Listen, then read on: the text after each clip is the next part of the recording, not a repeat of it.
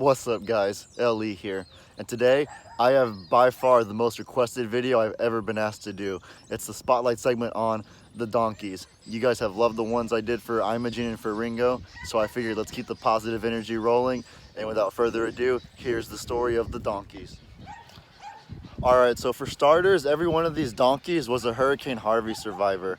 And after the flooding of Hurricane Harvey, millions of farm animals were separated from their respective farms.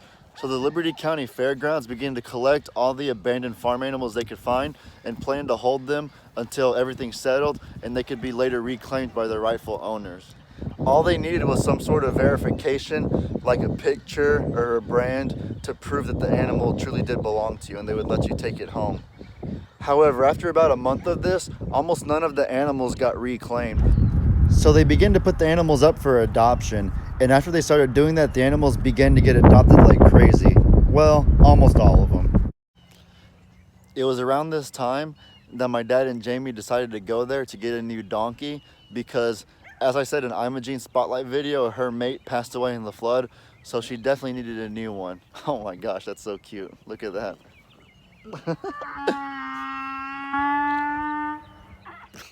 Alright, so as I was saying, Imogene's mate passed away in the flood and they needed to find a new one. So they went over there and they were really baffled to find that almost every farm animal you could think of had been completely adopted.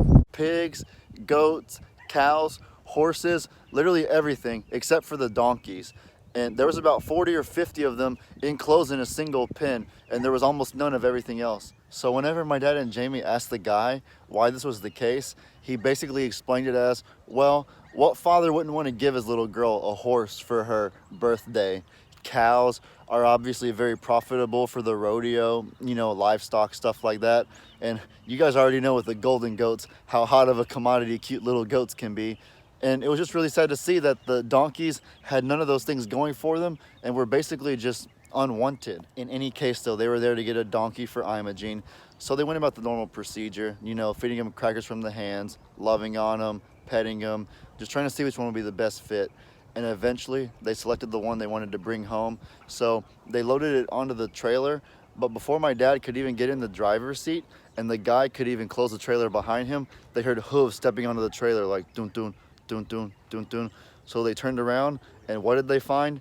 They found 4 more donkeys, unprovoked, not enticed in any way, had stepped onto the trailer with the one that was already on there. It was one of the most heartbreaking things you could see because it was as if they knew what was happening.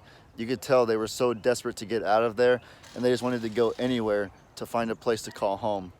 Needless to say, neither my dad or Jamie had the heart to kick any of them off of that trailer that day, and so they came home with 5 instead of 1. So after they got home, we called around to see if anybody wanted a donkey. Granted, we had an abundance of them at this point, and we were actually able to find a new home for every single extra donkey they brought home that day. Eventually the time came for us to move them to their new homes. We kept Dan here because he was the only jack. So we just transported them, went about our day, no big deal. Well, the next morning we wake up and what did we find? We found every single donkey we had just helped move right back in our pasture from like they were the day before.